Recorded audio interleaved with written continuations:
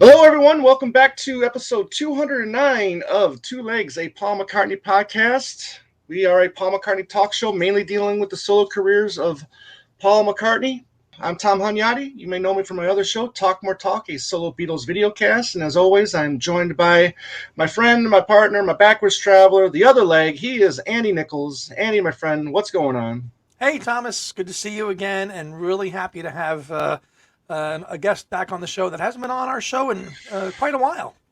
Well, a little while. I think this is his fourth appearance on the show, and we really appreciate him taking the time out of his busy schedule because, as you can see, we've got what? We've got the Solid State book. We've got Fandom in the Beatles. We've got the two George Martin series, volume series of George Martin. We got the Beatles Encyclopedia. We got John Lennon in 1980. We got everything. George Harrison and Eric Clapton.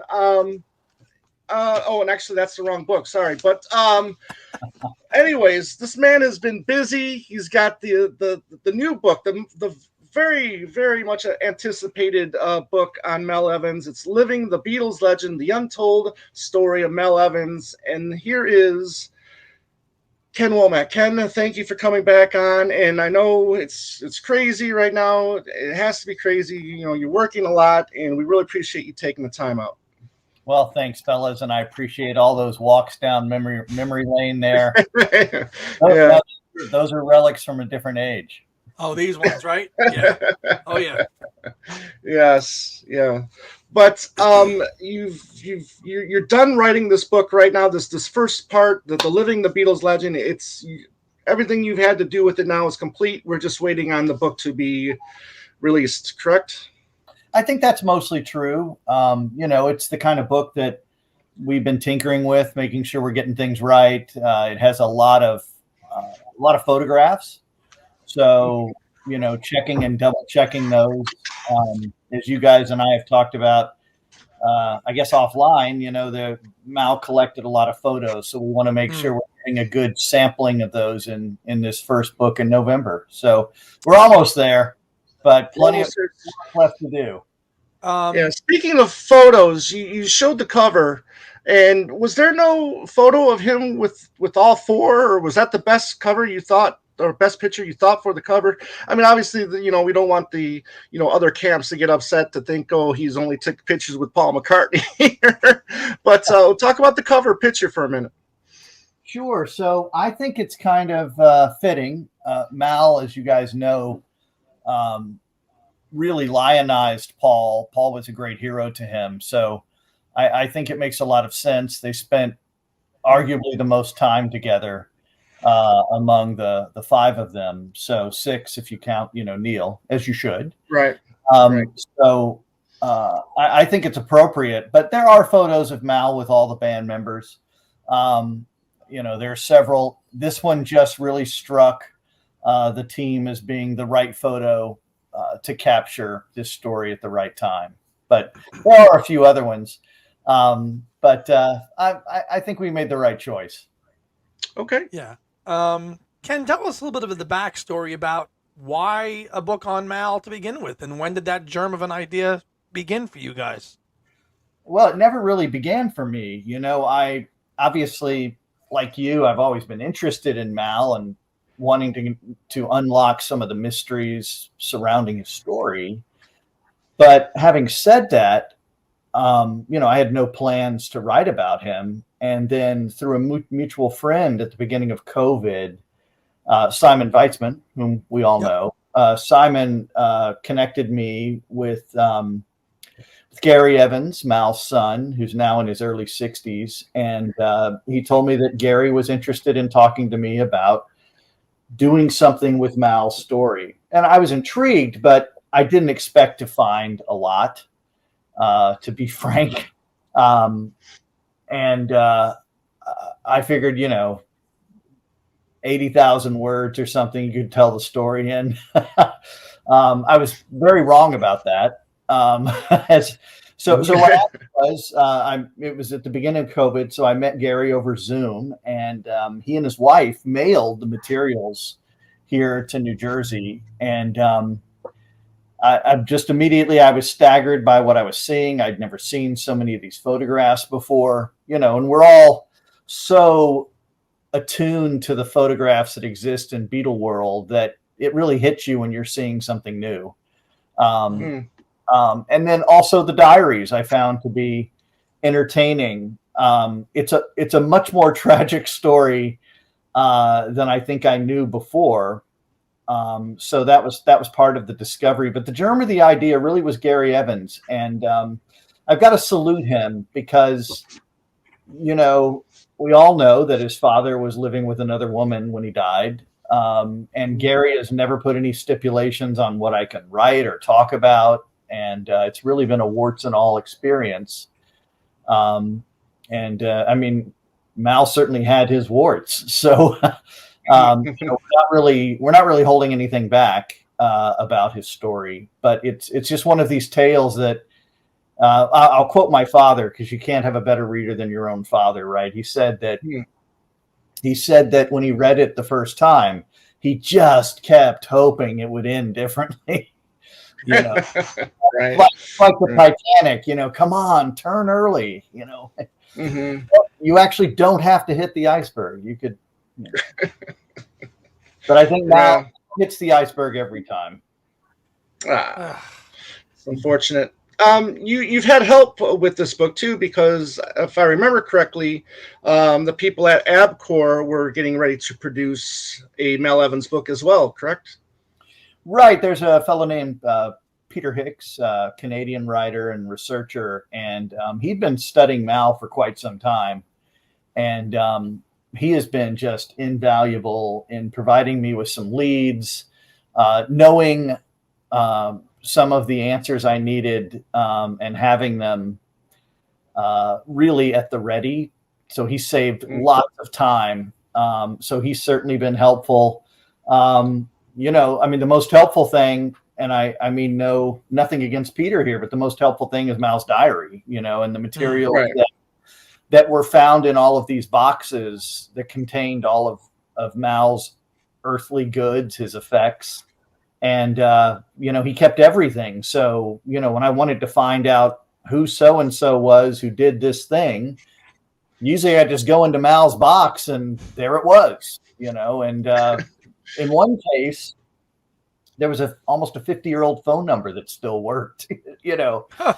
So it's kind of been the opposite of a lot of my projects, where trying to create story and narrative can be really difficult, right? Trying to find new interviews and that sort of thing. In this case, it's sort of been right there. It's just a matter of following through. So lots of just fascinating stories. People who I caught in the nick of time.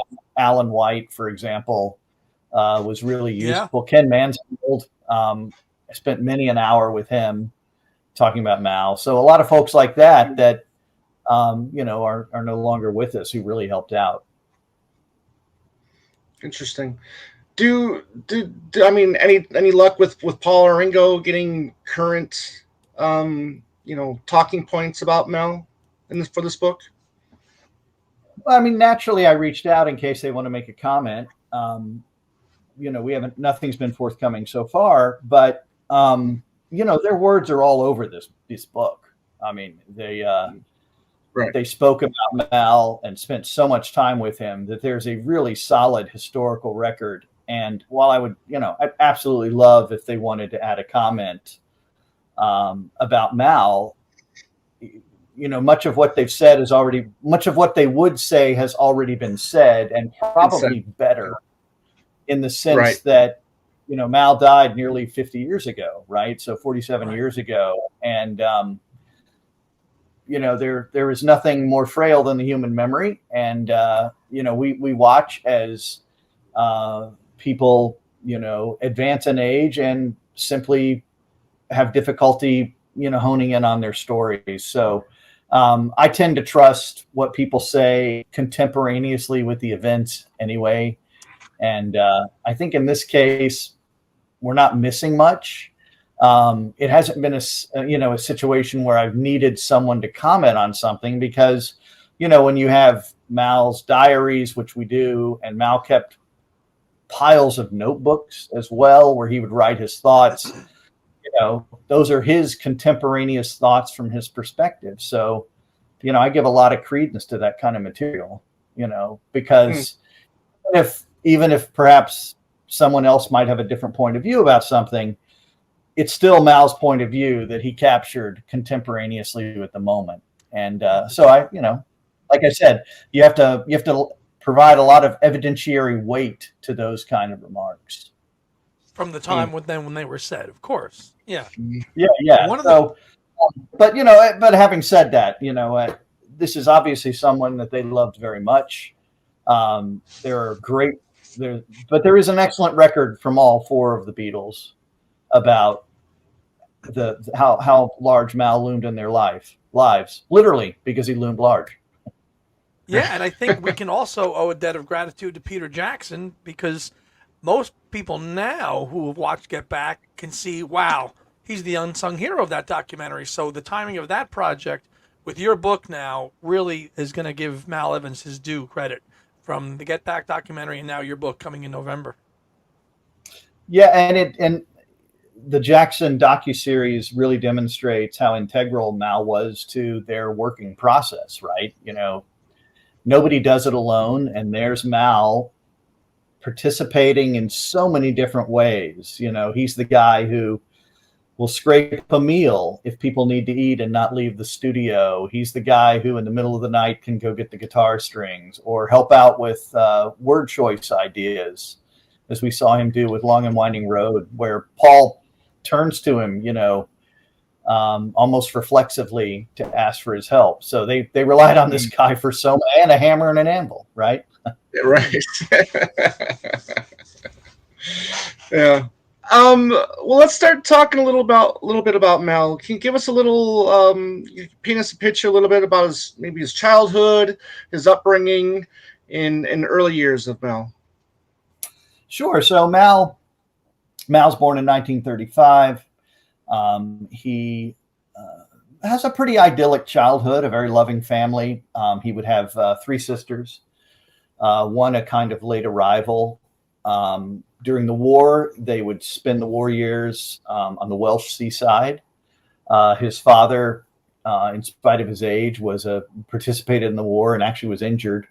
So they rode out much of the war in Wales, and had left their home back in Liverpool. His father was probably the best model in Mal's life. His father was a fiercely hard worker, really had to scrape to make his way in the world. In fact, I don't believe Mal's father ever knew who his own father was with any degree of certainty. So, he really had to pull himself up by his bootstraps, and just provided Mal with that kind of really hardy model.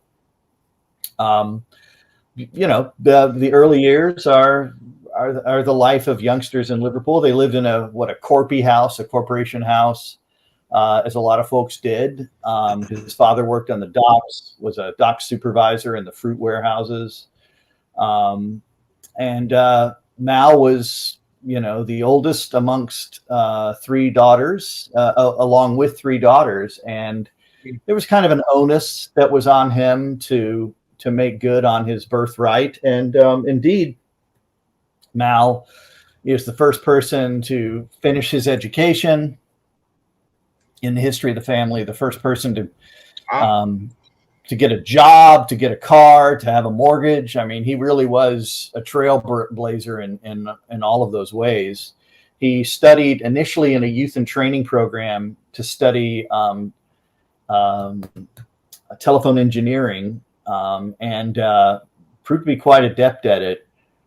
Had a job with the General Post Office, the GPO, the British Post Office, there in Liverpool.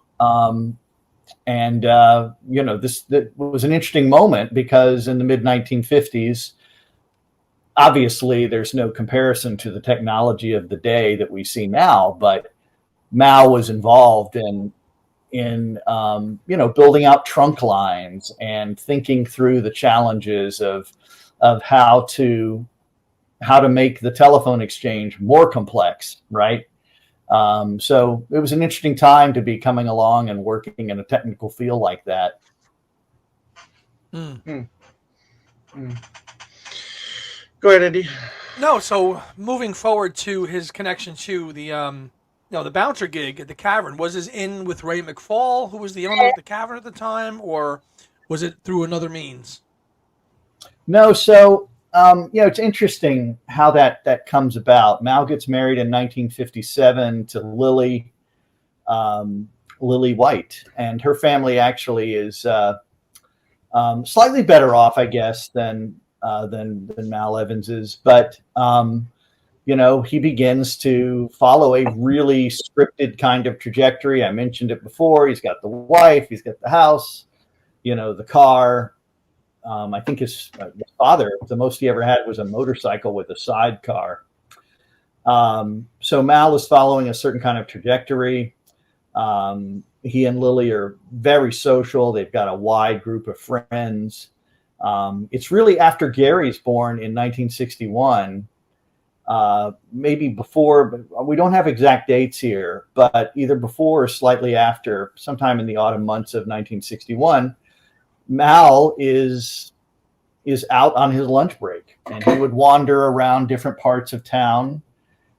He loved to explore, and this would be true during the Beatles days too, right? He would explore, and that's when he heard this music coming up from the Cavern. It was a Beatles lunchtime concert, and it just blew him away. And he was excited by rock and roll. He loved Elvis. He loved Elvis so much that he was probably like we are with our friends about the Beatles. He really drove everybody crazy talking about Elvis. By the time there was an Elvis fan club in the early 60s, Mal was a charter member. He would get the newsletter, and he did try to learn the guitar for a while. He could play it a little bit. He could play at parties, but he was just absolutely excited about rock and roll. And what he heard in that basement was different. And he made a note, and he kept coming back. And he liked being around it. He liked the idea that he could come on his lunch break. And it was really George Harrison who suggested that Mal hook up with the Cavern as a bouncer. But what that morphed into was working for Brian Epstein as sort of the official bouncer for Brian as he began building his stable very quickly. All of that happened with some motion to it. So really things are set into motion there in late 1961. Mal is besotted and loves the whole thing across 62. But there is a sense that at the beginning of 1963, maybe he's had his fill. It's kind of thankless work, standing outside, on Matthew Street, or being asked, to run across, and as he did one late night to get a new coffin amplifier for Paul, the big giant bass amplifier, so he was kind of slowing down a little bit by then. But I think a lot of it is owed to George Harrison. He was Mal's first friend in the Beatles. George would come over and after a show have bacon and eggs with Mal and Lily.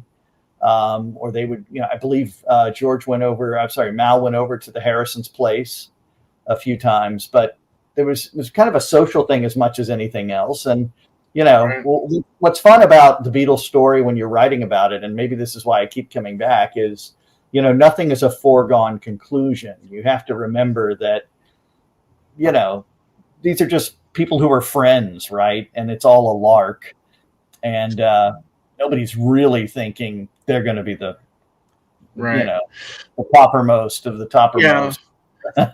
Right. So was he making a living? Was Lily happy with him taking part of a group? I mean, Lily's kind of a rock chick. I mean, she liked it. She liked going to clubs. She liked going dancing. She loved music.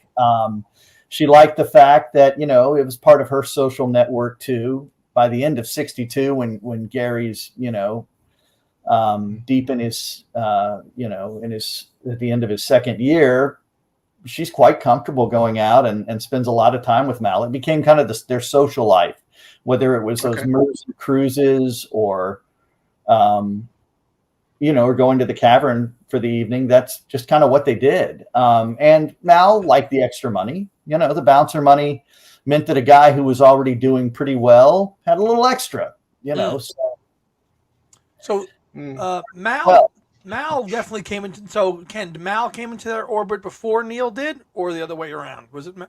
It was the other way around. Neil predated Mal by at least 8 months. Okay. At least 7 months, and they knew Neil from school, Neil was just being a really smart entrepreneur. I'll help you out. You pay me for this, and we'll drive the van around. So no, he's definitely first in. Right. Mal's coming in. I think Mal may have even been around slightly before Brian, but again, right. Mal wasn't keeping a diary then, so. When did he start keeping the diary, Ken? He started keeping the diary on January 1st, 1963. Every year, his engineering union would send him a diary. And he decided, I'm going to start doing this. But the idea wasn't because I'm going to meet this famous rock band, but trace the history of this famous rock band, but rather I'm going to trace the history of Gary. He was using it almost as Gary's baby book in a way. And so when you read through it, there's a lot of wonderful commentary about Gary. So that's when he starts that. And so that's why we have a good sense of when maybe he feels like he's kind of on the other side of this, this Cavern bouncer / security lark. Right. Well, that's a good part for him, or a good time for him to start, because they really take off then in 63. I mean, the touring is going crazy. 64, 65, 66.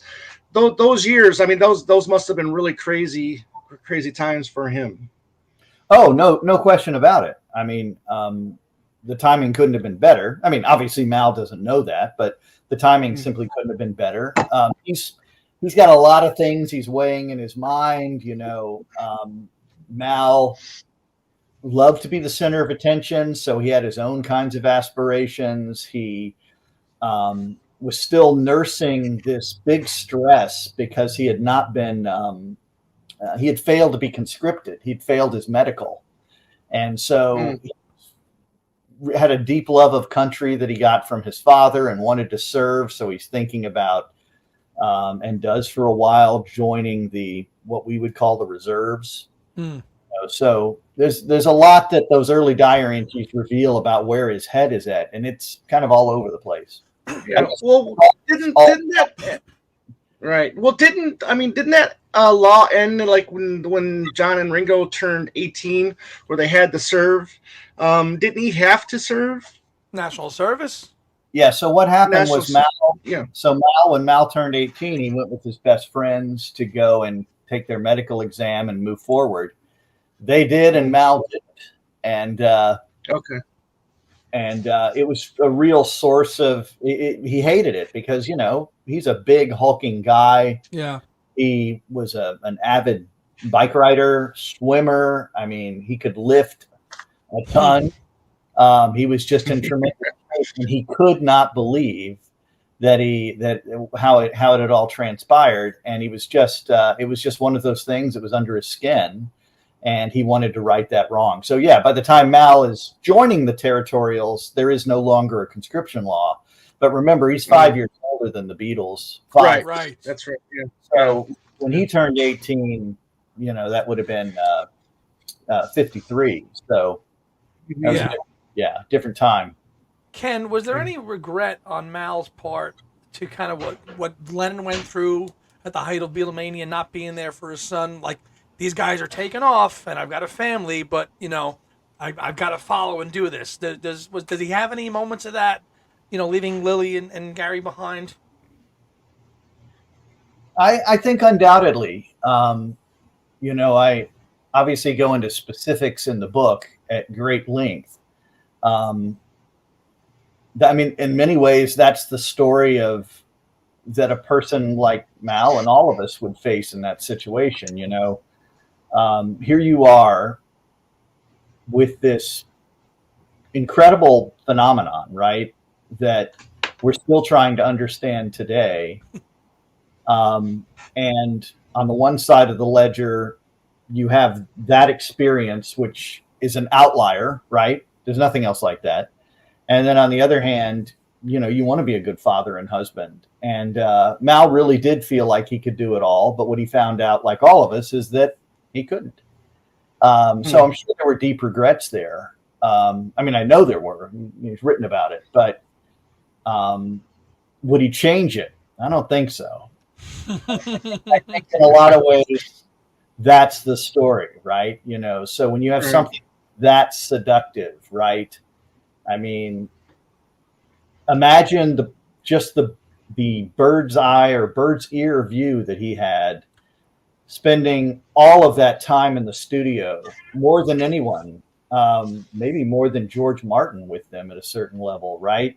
Mm-hmm. And listening to the music go from, I guess the first full album he would have experienced would have been with the Beatles, right? Going on through to the end of Abbey Road. It's remarkable for us just to listen to it as consumers of that great music. Imagine what it would have been like to be in that room, right? Mm-hmm. And to watch them before your eyes in such a tight period of time, right? I've already been working on this now for half the time that they were recording artists. Wow. Right. And this is pretty new to me. I mean, other than I knew about Mal before, right? Like all of us. But you're working on it 3.5 years, and they were recording artists for 7.5, 8. So yeah. Really, and that's generous, right? Yes. Yeah. So it's really quite remarkable what he must have experienced, and I don't know how. It's like watching the greatest TV series unfold before your eyes. How do you look away? I don't know. And that's not even talking about all the other excitement and glitz of stardom, but right. It was intoxicating for him to watch.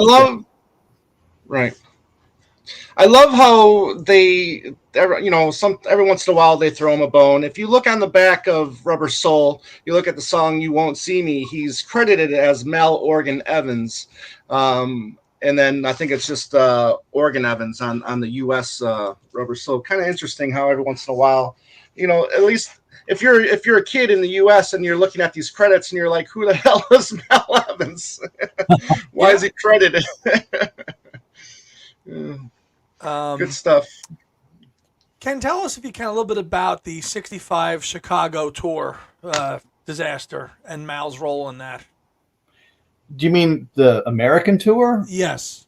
Yeah, okay. Well, I mean, that to me was 65 shows, yeah. The 65 shows. Yeah, I've been really fascinated. Like you, I've spent a lot of time thinking about those concert tours. I don't know that I had as deep a sense of the level of tension and violence that there was in 1965. We've always known there's this kind of dark side of Beatlemania, right? We've seen it come out in some terrible ways at Friar Park and in an archway in 1980. But there just is this undercurrent, especially, and it really manifested in 65.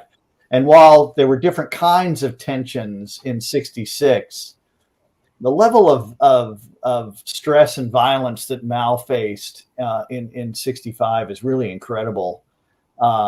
He lost a tonnage of weight just dealing with trying to keep people safe. And that didn't just include the Beatles, it included the fans. I mean, there were times, the Cow Palace is such a notable example where afterwards it's like a war zone. People are, they're almost conducting triage to help people out, after the shows. So that, and certainly we can't forget the Down Under tour in the summer of 64, right? When they go to New Zealand and Australia. I mean, the crowds there dwarfed the ones around the rest of the world. I mean, there were times when there was one scene where they had to go 30 feet into an underground garage, and there were too many people, and the people weren't leaving. And eventually, Mal climbed out of the limo and stood in front of the car, and it took like 40 minutes to go those feet as Mal pushed everybody out of the way until they finally could shoot into the garage. You know, and of course that would leave a lot of bruises, right? Yeah. Scenes like that, and of course, looking at it from our vantage point in the 21st century, all we can think is, well, you needed more guys, right? There are a lot of interesting stories where Mal would deal with the police, and these police chiefs in major cities, you know, would be like, yeah, we'll send a couple of officers over. And Mal would be like, that is not going to be enough. It's surprising that their entourage isn't 30, 40, 50 people, you know, during these tours. I mean, you said that. I mean, Mel had to have been under a lot of stress to have been, you know, responsible for this undertaking. Sure. And they knew it. It's not like they didn't recognize it. It's just, I find this, and this is another interesting part about the work that we all do, right? You talk to folks from that era, and you eventually conclude that they're all inventing their jobs, right? Whether you're Tony King or Brian Epstein or Mal and Neil, you're making up your job. You're being a pioneer. It's on the job training where there is no manual, right? You know, and to me, it's just it's endlessly fascinating to study how they're making up their jobs as they go along, trying to figure out what it is, you know. And at first, they thought, remember, you know, George Harrison's famous line, "I guess I'm not a Beatle anymore," right? When the touring ended, and yet they were only just getting started, as we know. Their jobs were about to manifest in more hours. Right. Now, did Mal feel the same way that Brian felt once the touring stopped? Because we know Brian felt, well, I'm useless now. It's because they're not touring. Did Mal feel the same way, or Mal was just like, okay, I'm going to do whatever you need me to do. If we're in the studio, I'll get you tea or I'll get you guitars. Like, once touring ended, how did Mal take that? Because he had done so much, as you mentioned, you know, getting through 64 and particularly 65 and the end of 66 when they wrap up. So getting a straight answer on this one's pretty tough. I have no evidence that Mal ever thought, well, I guess the job's over, like, you know, like others may have said. Right. I think he understood their ambitions as artists very, very well. You never read or see that kind of stress for him. In fact, it's after the touring years when he moves his family down to London and they buy a house, right? So I think that we can take that evidence and understand that Mal really felt plugged into what they were trying to do and understood it, and understood that the future was in the studio, just as they did, right? Right. This is where I get a little frustrated with the memories of folks, like Paul saying, you know, we decided right there in the armored car we weren't touring. Yeah. That's just factual, and they had to have had some notions about this. They'd stopped touring Britain in December 65. They had told Brian they weren't doing that anymore. They knew why. And so Mal understood why and was eager and ready to be a part of that, wherever that was going to take them. And of course, they had no idea that it was going to take them into immortality, right? Brian's problem, though, is, of course, those latter tours were very difficult for him. He had scandal attached to his name and couldn't really see his value outside of that part of the business, which is a shame, because we know that Brian was terribly smart about managing their business. And he would be a very tough negotiator and protect them in many great ways that had nothing to do with concerts or touring or promotion. So it is a shame that he couldn't see that, but he had never connected in the studio, right? Like maybe Mal and Neil did. So he really felt like that's where the boys carried out this different part of the business. But of course, flying up 40,000 feet above this whole story, they began in a music business where, the record companies made the records and would reap almost all the profits. You would go out on the road as the band, right? And if there were a band with you two guys, I would see it. You guys go out on the road. That's where you're seeing your money, right? And of course, there were still professional songwriters and producers and A&R guys and all of these folks who had very heavy-handed roles in the trajectory of a career. So, the Beatles just were blowing that up faster than anyone could even comprehend or interpret what was happening. But Brian couldn't see that, at times. No. Although Brian, of course, was magnificent in other ways, right? Saying that the children of the 21st century are going to be listening to this music. So he certainly understood its impact. But it's just fascinating, the team they had around them. Obviously you could not have had better people, because if you throw in Mal, Neil, George Martin, and Brian, those are 8 people then who upended an entire industry and just pushed it over pretty easily too. I've been working on a project as a supplement to my classes this last couple of weeks, and it has required me to go in and study the level of their penetration in the British charts. It's pretty staggering how right. They're often replacing themselves as the number one album. But their ability to penetrate those charts and just control the conversation, which, by the way, they should be. Their music is the music that we're talking about and will talk about for centuries. Their ability to do that is staggering. The level of, the famous quote from John Lennon, "We were in the crow's nest." On the ship. That's certainly where they were, if not higher. Maybe they were already on shore, on the next boat. It's amazing. Well, it's just fascinating to see how one person takes the reaction to the stopping and the touring. And then now you say Mal moves his family down to London and says, "Okay, we're here, and we're going to just soldier on to this next journey, no matter what it is. If it's whatever I need to do." History looks like it's shown us that he was not perturbed by the stop, the touring ending, which is pretty cool, because considering Brian's story is so well told that they just looked at it 2 totally different ways, but both such key people to the Beatles story, and they just went in different ways with it. Sure, and Mal loved people. It was, and he understood this. It was his great secret weapon. So they could go to Tokyo, I guess the exception is Manila, but wherever they went, Mal negotiated.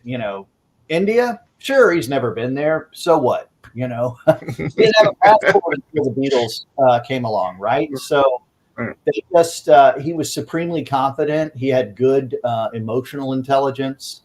So he was very good at meeting people. He would be the one, he would come back to England with dozens of new pen pals, people to keep in touch with, and he would write the letters, So he just had a natural gift for that. You have to wonder what would have happened if he'd had a company that he ran with some kind of high touch aspect to it. He might have been a billionaire. He was just very good at remembering names. He could do a lot of things that the Beatles and the others couldn't. He just had that natural sense about it. Neil wanted nothing to do with that, right? Neil had other skills that complemented Mal very well, and they knew it. They were good cop and bad cop a lot. They knew how to play. They knew their roles really inside and out. Interesting. So you talk about traveling. Let's talk a little bit about Paul and Mel. Is the Africa trip the first time they go on vacation together? And did he write anything about that? He writes hundreds of pages about that. They had traveled before, but that was when they had an extended moment. John was making How I Won the War, right? They just left the touring world. Paul and Mal were often tourists together. They would, whether it was on one of that last European tour, or Tokyo or what have you, Mal and Neil would be the ones who'd go see the sights. And so they had almost a routine together. There's a great moment that Mal writes about in his diary where he stayed up all night partying, and there were no Beatles. It was just him. The Beatles were all in bed. He was just stayed up. It was in Europe somewhere, and he is just walking. He's just knackered. He's drunk, and he's walking back to his room. And there's Paul. He's up at like 7. He's like, "Let's go see Rome or wherever. I'm ready." And of course, Mal didn't say no. Mal would be like, "Yeah, you're right. Let's go see Rome," and that would be it. Cool. Very interesting. With the traveling too, a little bit before that, was George's retelling of the Manila trip spot on accurate with the, they wouldn't let him off the plane until they called Mal and he had to hand over cash from the Manila tour? George recounts that story in the anthology. Does Mal talk about that in his diaries, leaving Manila after that experience? Yeah, and they got beat up pretty badly. Brian Epstein was really badly hurt. There were a couple times Brian got pretty badly hurt. I think another time he fell off the back of an airplane when they were trying to get out the back entrance. That may have been in my hometown of Houston, if I'm not mistaken. But they were all beaten up pretty badly. And Mal really thought he was going to be executed because he had been pretty, when they were trying to get to their plane, Mal had been pretty forceful with people, trying to get out there. And it was clear that they meant business, that this was, this wasn't just for show. They were really hitting them pretty hard. Wow. Incredible. He thought it was over. He did. Sure. So, tell Lil I love her.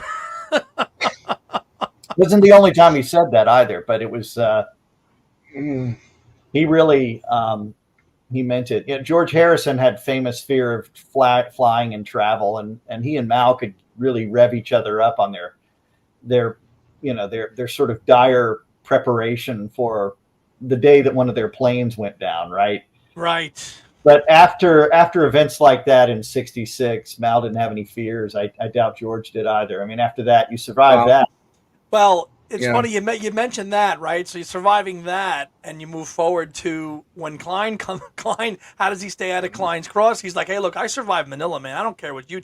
But it's interesting how he did survive the Klein's crosshairs, and was Mal a total, like Mal and Neil were like, "Look, you can't touch us, man. You can do whatever else you want, but you ain't touching us." Can you tell us a little bit about how Mal stayed, or Mal's relationship with Klein, or the lack thereof, and how he stayed out of the crosshairs? Well, that's a big part of the book that you'll have to wait to read, my friend. But just give us a little tease. What's wonderful about that is, and if we're ever going to be fired, I think we want to be able to have the experience they did, right? Where they could say, "Well, that's great, but you can't fire them," because they didn't work for Apple, for Beatles and Company, so they weren't employees of. They were the only 2 employees of Beatles and Company, right? Other than the 4 Beatles, so they were part of that team, and they couldn't be fired. But unfortunately, Alan can do a lot of things that were worse than firing them. So, Mal and Neil would both have a lot of scars from working with Alan and dealing with them, and the challenges therein. He could run the conversation in his role, and did for several years there, on what they could and couldn't do. It was he was very. I know from the depositions that he was extremely concerned about Neil, because he'd been with them so long. So Alan was threatened. These were 2 very resourceful guys. Mal wants to make himself into a record producer. He has a top 5 hit. These are not, and I spoke to Joey a few weeks ago, Joey Mullen. He was telling me about how Mal took charge on the studio floor. He just said, "Here's what I want you to do." It wasn't the Mal that he knew before, which was the guy who's sort of, a big teddy bear. Suddenly he was like, here's how we're going to arrange this. Here's what I want you to do. It was really. He said he was got really confident. impressed. He got confident in his abilities for sure. Yeah, but they both, both Neil and Mal could do this. They could, they had to be, because there was a lot of risk.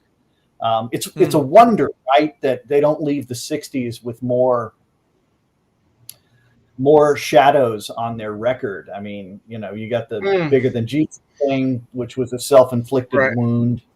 You have the, it shouldn't have happened.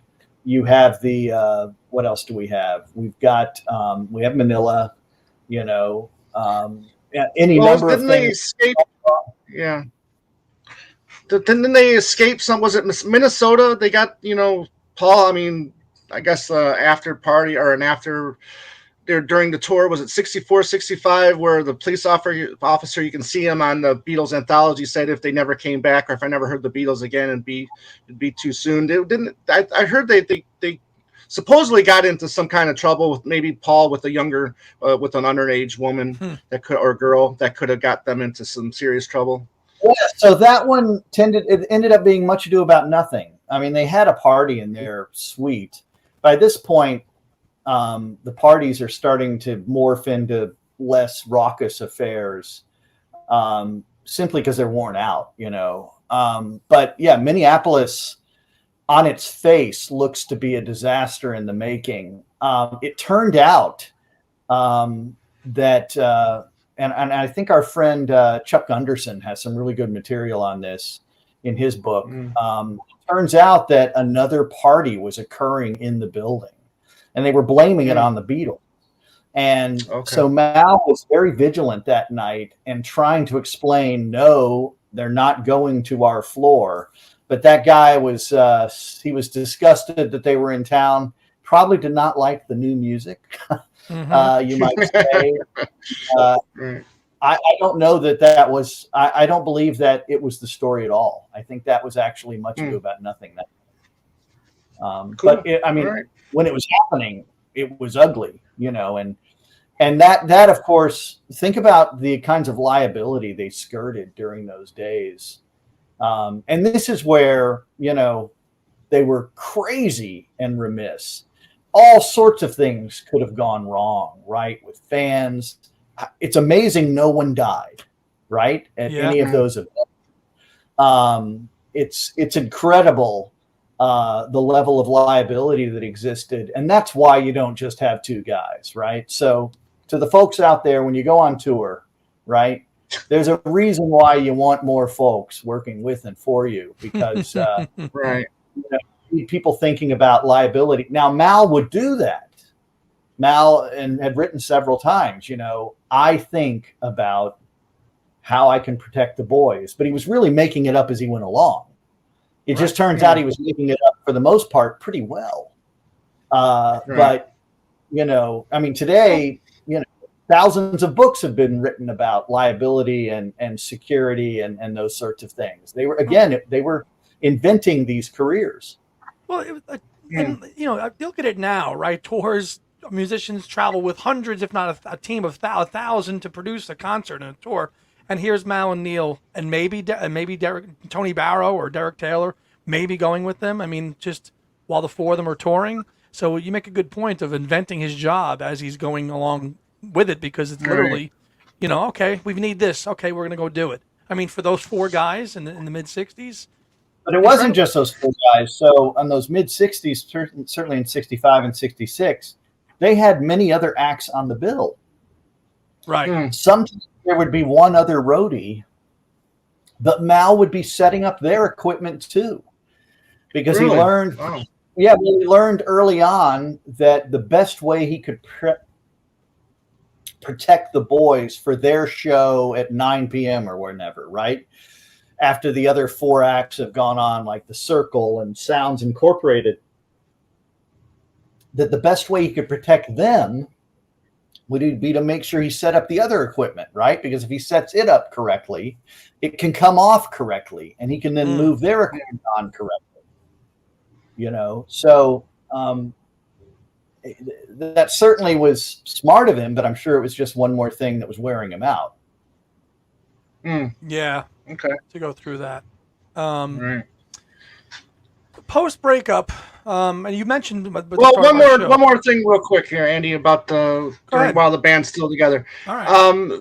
Paul's wedding wasn't necessarily supposed. Well, I mean, was he the best man? Wasn't necessarily supposed to be the best man. I think Mike was supposed to be there. He couldn't make it, so Mel steps in. Is that the story? It's sort of true, but I talked to Mike McCartney about that, and he had so he had been delayed on doing a gig of his own of some kind. It may have been PR. I don't think it was a performance with the scaffold or anything. And when he was coming down to London, he just kept getting delayed. And Paul actually, they waited till Mike showed up before they finished. That's why they were there so long. So Mal wasn't really as best man. Mike was the best man, and Mike fulfilled that role. But Mal was the one keeping everybody at bay, and Mike suggested to me that it was that Mal had done him a great service by sort of, I think Peter Brown was there. Is that correct? And making sure that space was preserved for him. And Paul, to his credit, waited for his brother. He was a good brother that day and waited for Mike to get there. I find nothing funnier than looking at that photo of Paul and Mal and Linda looking great. And Heather's there, right outside of Cavendish Avenue when they've come home. And here are all these apple scruffs, right? And some of them like the baby that they're babysitting for their day job when they're not following the Beatles. And you just look at Linda and you have to think, what was she thinking? What am I getting into here? There's this whole strange apparatus that exists that, is all about this. It's fascinating. Yeah. So you mentioned at the start that Paul's relationship with Mal was one of the strongest ones within the four of them throughout with the group's tenure. But post breakup, it seems like Mal certainly is in the John, George, Ringo camp in terms of the early solo stuff. He's helping George on All Things Must Pass and stuff like that. And it just seems that initially, it's interesting, he was very close to Paul during the 60s, at the height of the Beatles. Paul distances himself, obviously, goes to Scotland, so that changes things. And I just wondered if that, impacted his relationship with Paul moving forward, as, towards the end of his life. Sure. So Paul had created a schism, right? We all know this. And eventually he is suing in high court the other three to end the partnership. And, for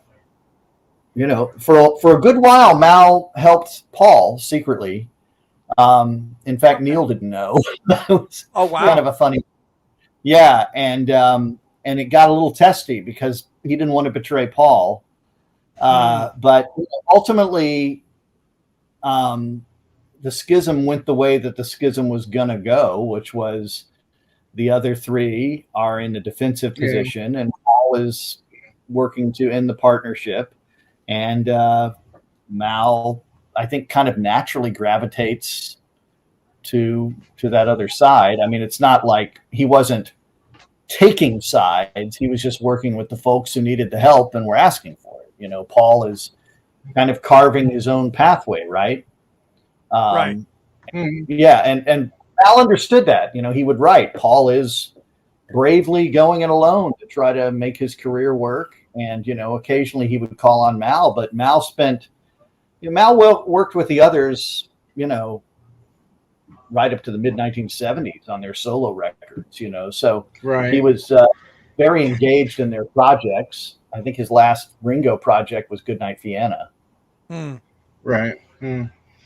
Speaking of that, then okay, go ahead. No, I was going to follow up. Without giving it too much away, does the partnership dissolving? Does it put Mal into a bad funk period, and like that Paul went through? Does he go through a period of like, what the hell am I going to do now?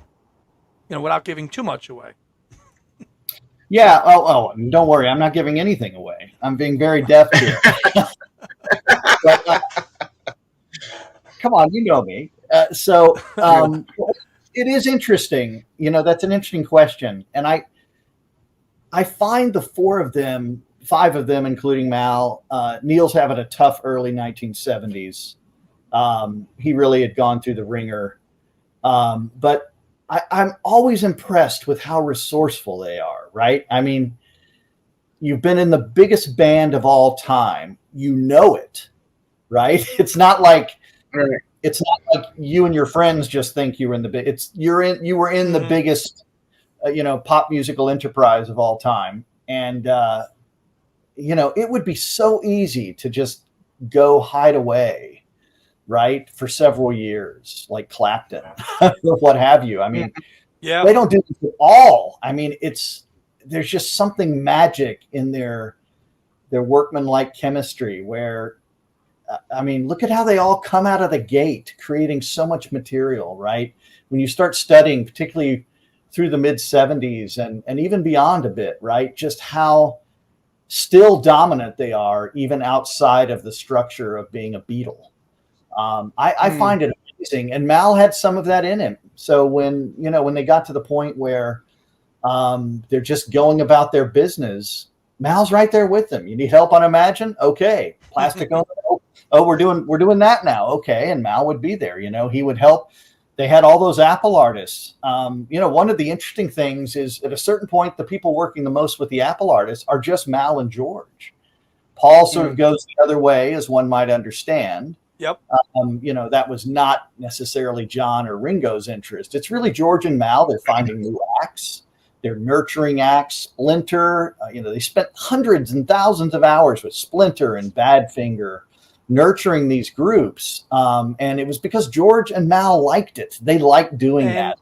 That's all who was left, because John had gone to New York. Paul was doing his thing. So it was just Mal and George to kind of right the ship there and keep the stable going.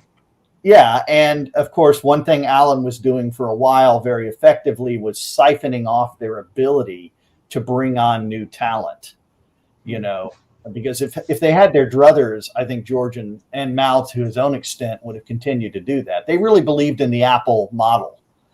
And when you look at the just wide range, particularly with George that he works with, it's incredible. But Mal would be, writing letters for Apple to the artists. He would be running up to meet them and go hear their performances. The two of them were like a couple of great coaches in a lot of ways, right? Yeah, they really were. They just loved being in it to try to help people. And they're just, I can't wait to show the world all the photos we have of them from this time.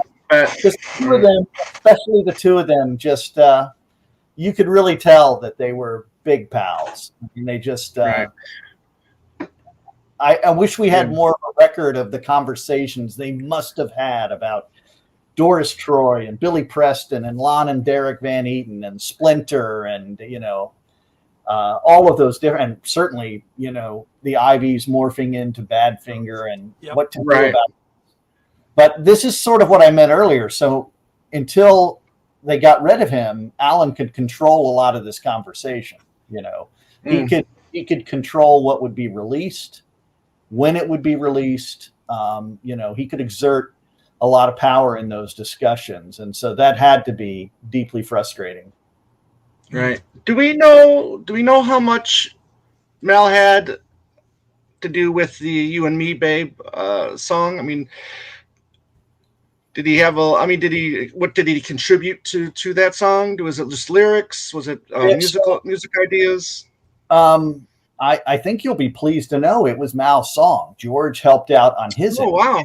It predated comparison. Yeah, Mal has thousands of sets of lyrics and musical ideas that he preserved. And You and Me Babe had gone back a couple of years that he'd been working on that.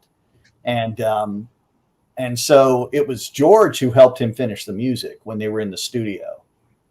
And that's an very interesting stage management of that album. I have all of Mal's notes on that record, and it's just extremely interesting to read.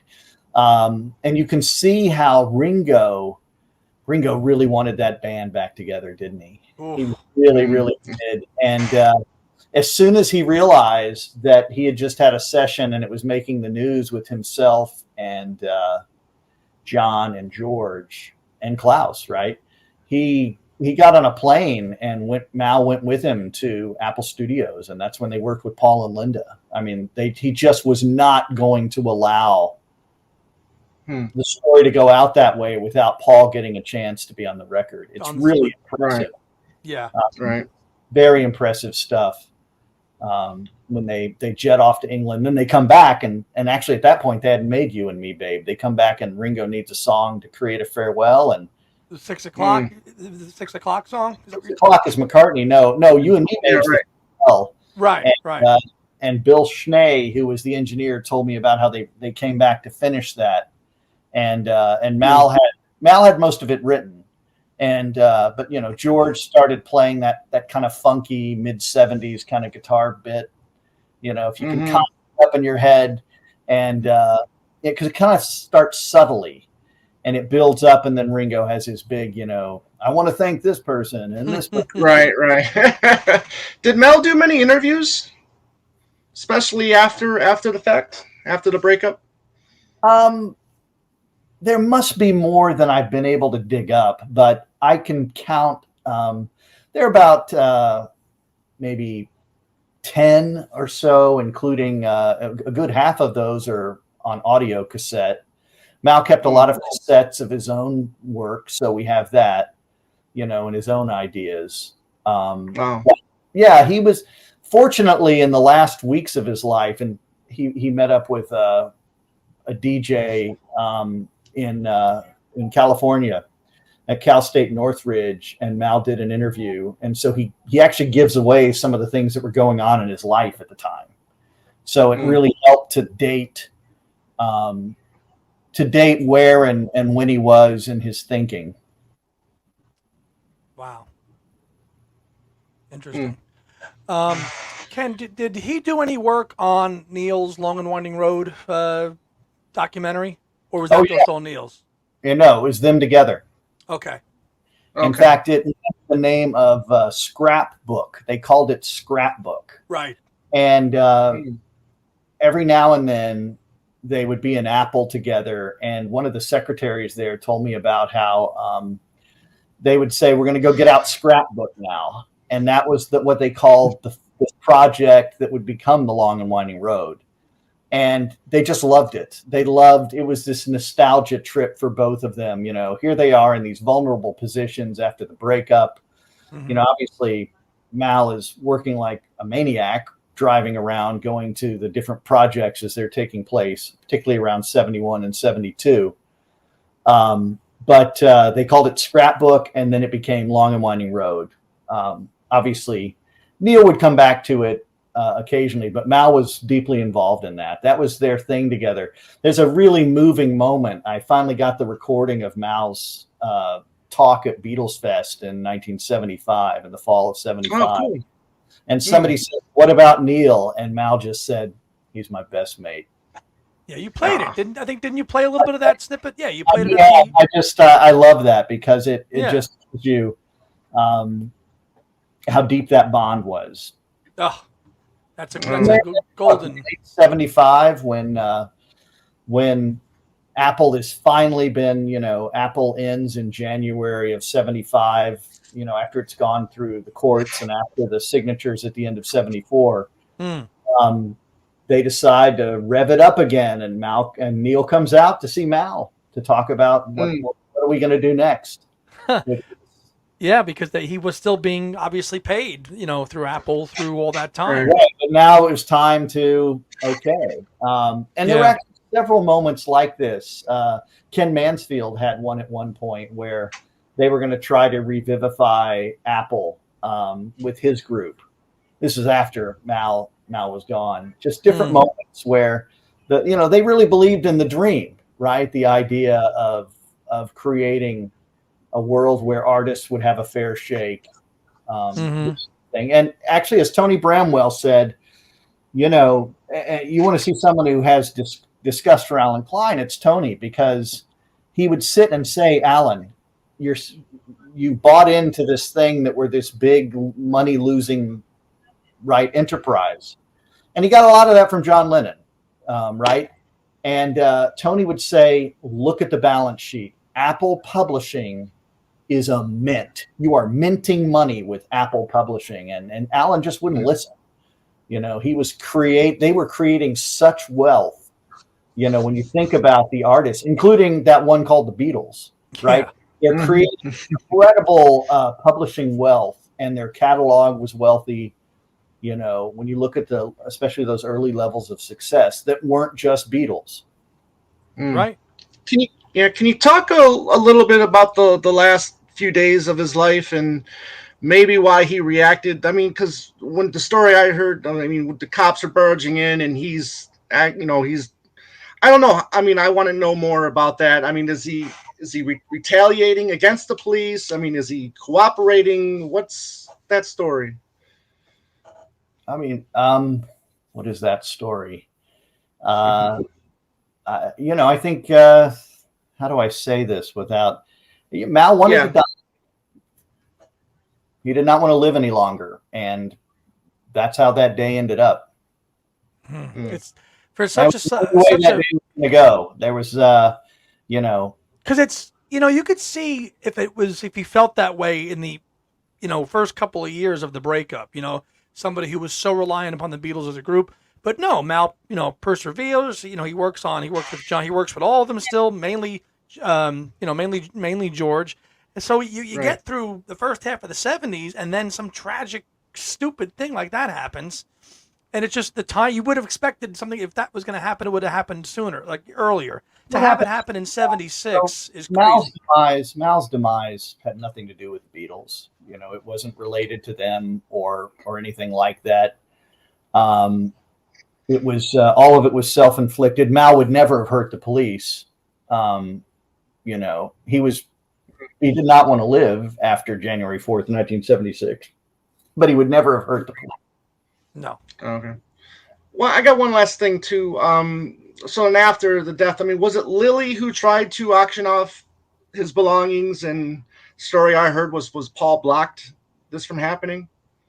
So that's you're going forward decades. Yeah, that's later, much later. Yeah, I can't comment on that other than to say that that both parties ended up finding their better angels over those. There's a long story there that has I think a happy ending as much as it can have one. For the longest time, Lily didn't even have any of the belongings. So in fact, my favorite part of the whole story is just tracing this stuff as it moves around the country and the world. Mm-hmm. And I talked to people who worked as, junior office boys and really gotten the story of Mal's stuff and where it was and how it got there. And,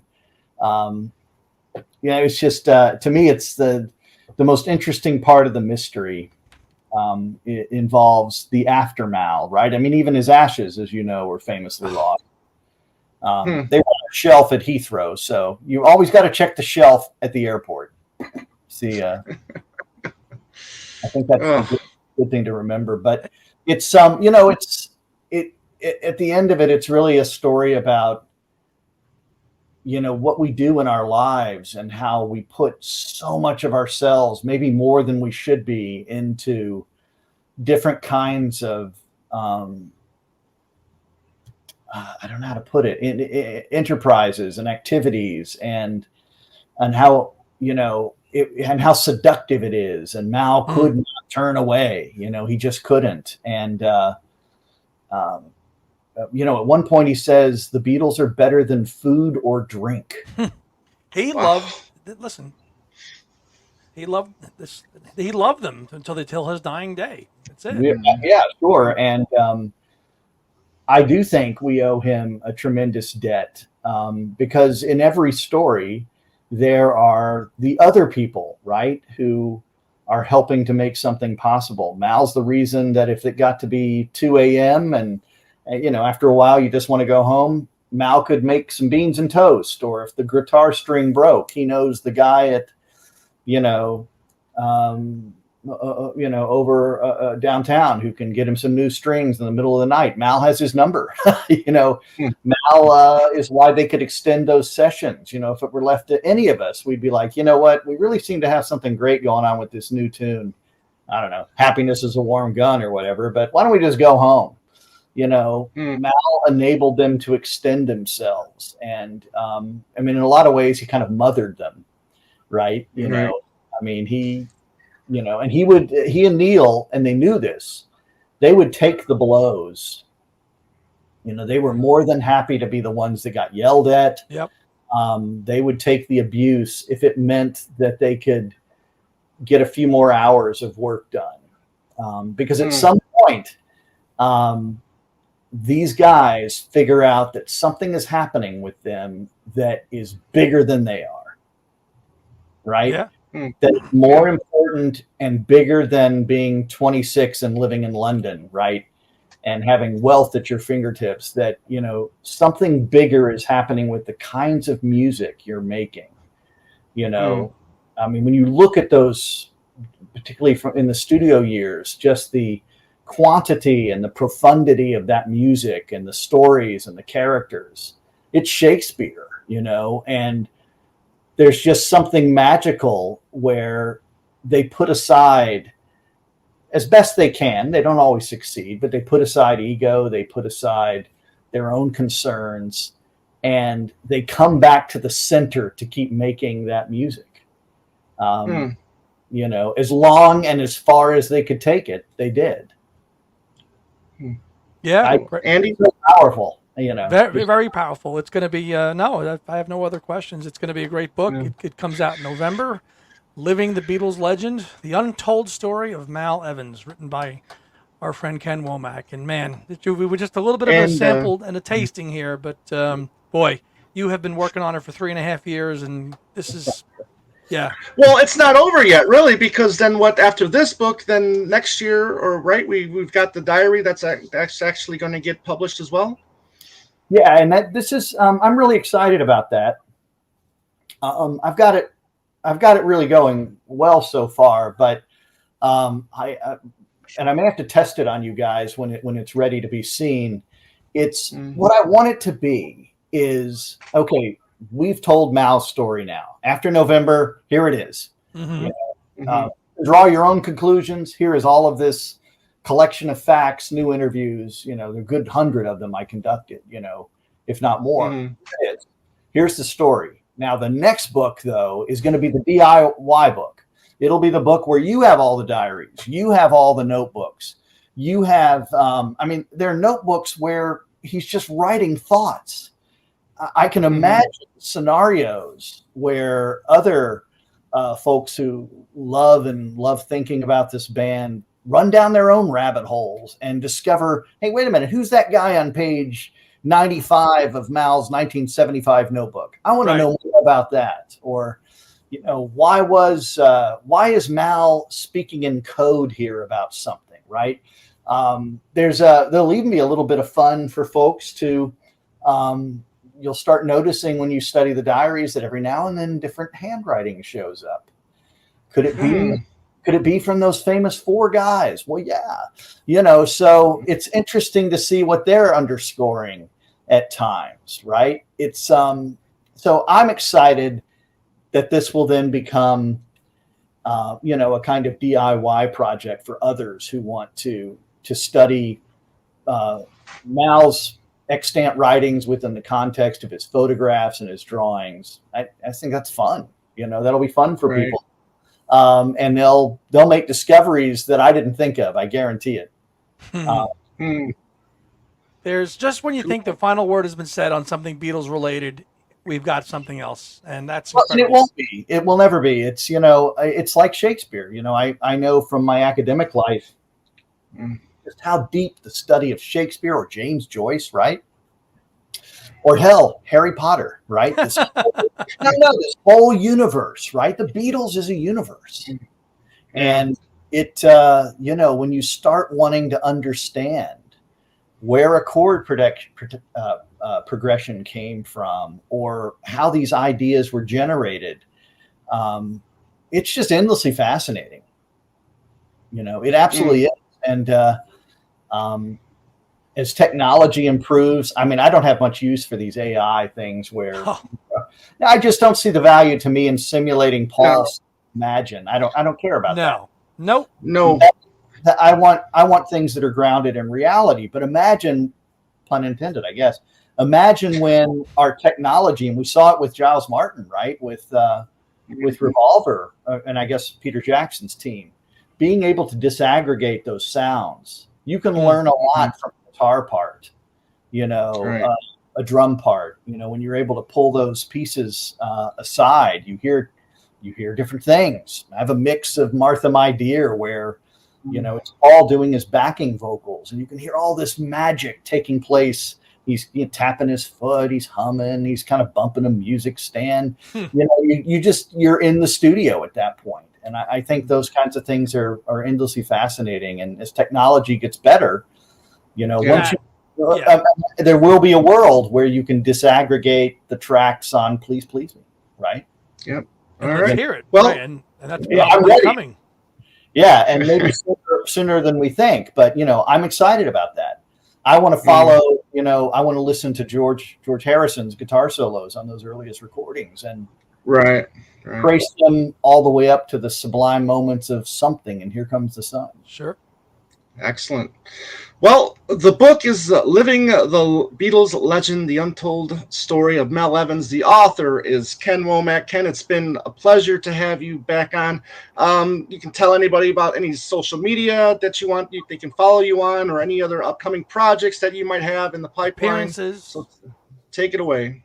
Sure. I'm appearing this weekend, and you both are welcome to come for free as my guest. Thank you.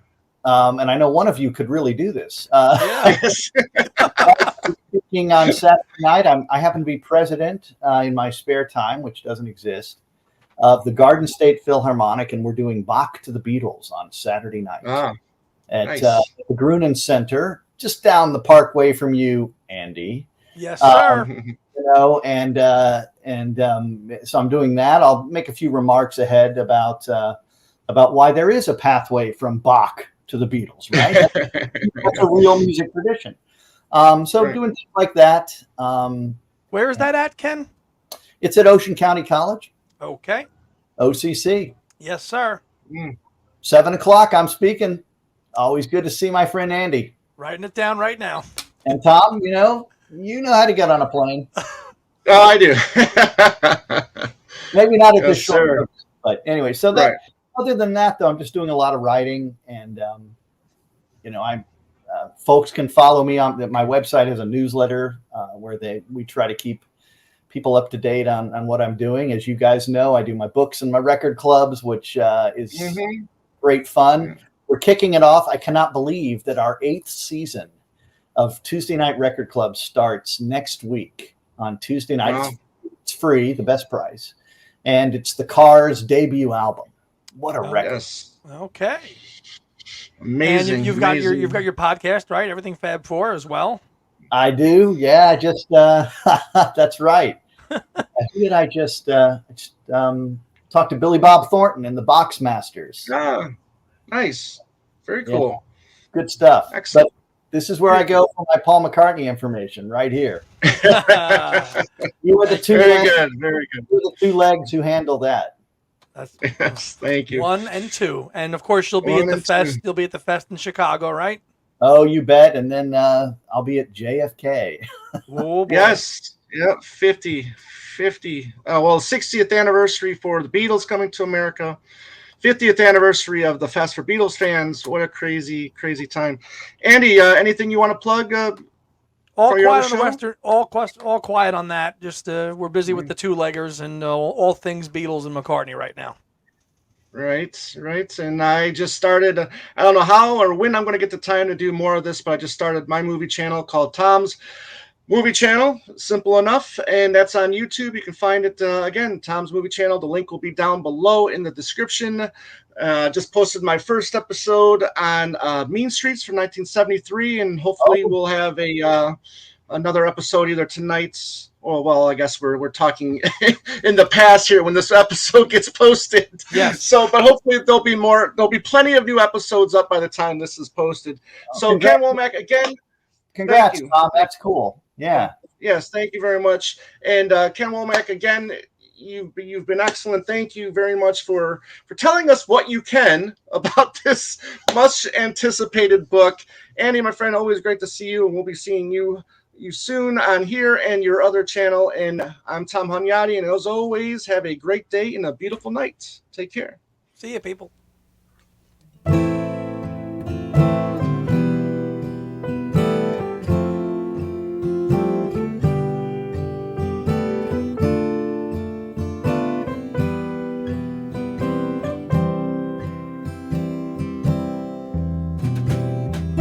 Listening to Two Legs, a Paul McCartney podcast, hosted by Tom Hunyadi and Andy Nichols, with musical contributions by Dylan